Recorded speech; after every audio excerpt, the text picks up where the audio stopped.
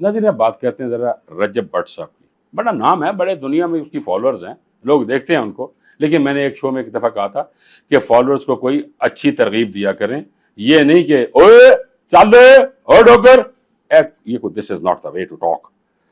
तो ये सिखाया उन्होंने, और मुआशरे के जो फॉलोअर्स हैं वो भी यही कह रहे होते हैं, चल ओ चल तू, ये सिखाया।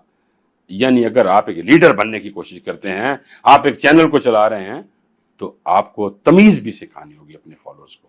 अब क्या हुआ कि उन्होंने क्या सिखाया फॉलोअर्स को, आओ आ चंद माही दो में प्यार करिए, आओ जुए खेलिए।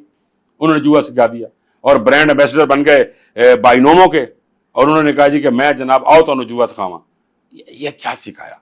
यानी कि पूरी की पूरी आवाम जो सी आपकी फॉलोअर है, लाखों में मिलियंस में आपकी फॉलोअर है, इट डज नॉट मीन कि आप उनको ये गलत चीजें सिखाएं।